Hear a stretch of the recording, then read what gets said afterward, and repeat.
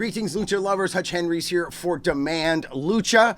And I just wanted to take a moment here to address the championship situation and Lince Dorado stepping down as Lucha Premier Champion. I had a lot of fans come up and ask me about this. I had to be a little tight-lipped at first, but very soon after this statement released at Demand Lucha on both Twitter, X, and Instagram.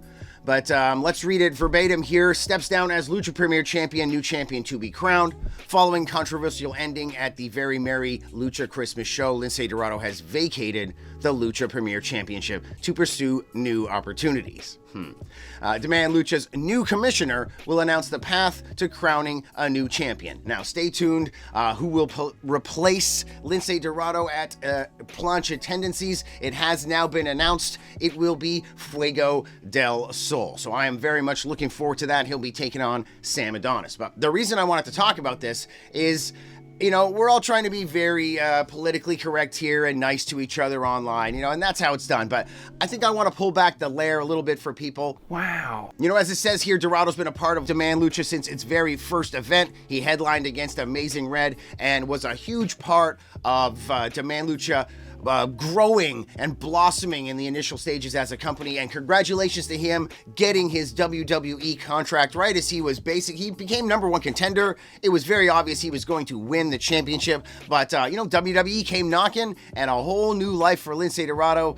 Congratulations. I have, we've been friends throughout this time and I've watched his life grow and I'm very happy for him. But ever since leaving WWE, he's been a little bit weird. His return to the company, he was a different guy in some ways, but eventually turned into a lot of attitude. Some problems backstage, problems, even with flights, getting on them, getting here. Just, I'm not going to get into the detail and minutia, but Lince Dorado became a little bit of a diva, and so be it. I still really like the guy. We got along. He's funny as hell, and kind of deserved to have that attitude. I mean, he did some big things and sometimes still, in my opinion, wasn't respected the way on the scene that he should have been when he returned back. I mean, this guy's been around a long time, trained alongside some of the people that are really respected in this industry, like Bryan Danielson and of course, the legendary Jorge Rivera Skyda and El Pantera. So he has been, been back and forth, was living in Mexico and training at a very young age. So absolutely 100% legit. And I respect the hell out of Lince Dorado, but I do not respect the hell out of how he finished this match. Now, there has been a ton of controversy.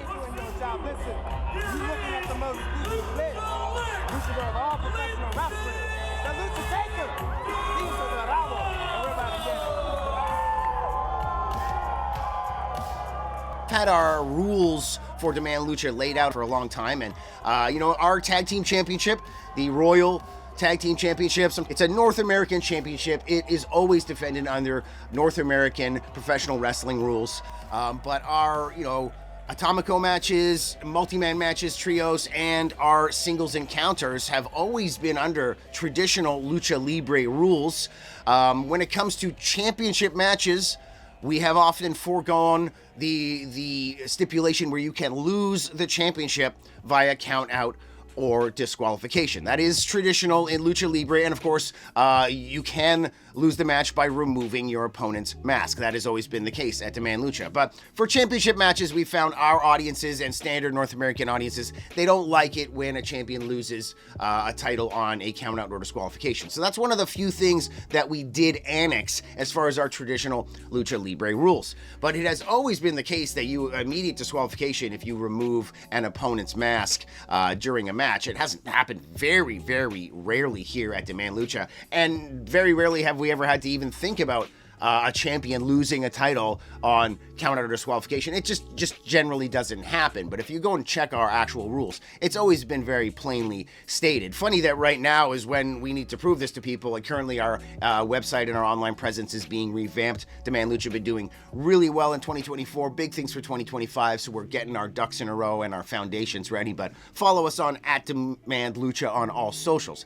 But as you can see here, Ken Kensington, rough decision he was given here at the end of the match, the mask being thrown to Jack Cartwheel, and he thought he'd remove the mask. Now, I understand what happened, but You know, even I'm trying to be formal here. Bottom line is, Lince Dorado is a snake.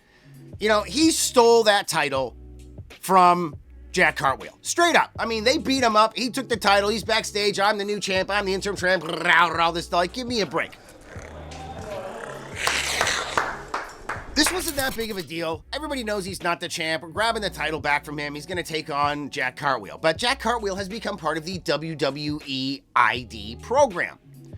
And this is great for Jack. WWE is watching him. They're supporting him. They're putting their energy behind him. They don't interfere that much, but they've made it very clear they don't want their ID candidates to be put in overly dangerous situations or embarrassing situations. You know, Jack's not being put in an exploding barbed wire death match. You know, they've been like, yo, we got to keep these kids healthy. What we do here is already dangerous enough. And being young, the ID program guys, we all know what youth is like. Exuberance, you're going to jump, you're going to try and push your boundaries. So, you know, they could very easily get hurt at this stage in their life as they're trying new things and traveling all around. And it's good to know that WWE has their back. But they were not pleased that their champion got embarrassed like this, and I understand. Now, Lince Dorado, he takes this championship, and he's gonna face Jack in the future because Jack is going to take on Psycho Clown at our next show for the title. Well, the ID program provided some opportunities for Jack that were great, but they also made it so that, unfortunately, he was not able to make it to that title defense. So, you know, Lince Dorado's already saying he's the interim champ. It's just, you know, you just go with the flow. So it's like, all right, Lince, that'll be a great match against Psycho Clown. So now Lince's defending his interim championship. And to be honest, we're hoping that Psycho's going to beat his ass and take the interim title. And then we're going to have a great main event, Jack against Psycho Clown, for Christmas. Somehow we're now legitimizing this by giving him this opportunity. But, you know, he's going to take on Jack next show. We're going to get it all taken care of. But when both guys come out with a title, which was kind of fun and unique, you know, what are we supposed to do in a disqualification like this? It's not like both guys are going to leave with the titles each time. Okay, title doesn't change hands on a disqualification, so both of you take your titles and leave. Like, man, this was a really serious, I hate to swear, but this was a mind f***. I mean, I can't blame Kensington for what happened. So, you know, we'll wrap this video up here. But bottom line is, Lince Dorado may have benevolently given us back the title, but through talking with WWE over this situation, I mean, he used that same charm that he used to convince us all that he was the interim champion, and we're all like, yeah, okay, I guess it's not that big of a deal. He used that same charm on WWE, and congratulations, got himself another contract here. And so it's basically like, you can't fire me, I quit. We go to tell him that it's done. We're taking away this championship from you because of your attitude backstage, the way you've been. And of course, the ending of this match is bullshit. But he's like, you can't fire me, I quit. Anyways, I'm leaving. So here we go. So, no champion. You know, part of me feels like it's like a double-edged sword. They're displeased with what happened to Jack and how it went down. But at the same time, they're impressed with Lince Dorado, with his creativity coming out on top, like not having a stellar year win-loss record-wise at Demand Lucha, but ending off the year, raising 2 titles over his head. NXT needs creative, and, you know, I hate to pull back the lair, but they need heels. They need people that are going to challenge their young superstars, and I think they're like, wow, you know, we're not too pleased with what happened to our ID prospect, but maybe we should give Lince another shot, and I'm sure he purred his way right in their ears and got exactly what he wanted. Now, as far as board of directors are concerned, I've been on the board of directors for a long time. I've been a part of booking, I've been authority, all kinds of things, but we switch roles every 18 months to 2 years or so. Currently, I'm just on the board of directors. I have no power, I have no say in anything. But the problem is we have lost a few members over the last few years throughout pandemic and other things. And shenanigans like what's been happening backstage and what happened here, we don't have an authority figure. And poor Kensington having to make a decision there at the last minute. And so we have decided we are bringing in a brand new commissioner. He's going to take care of everything, those kind of decisions. He's going to come out and make the hard decisions. He's going to keep order in the back.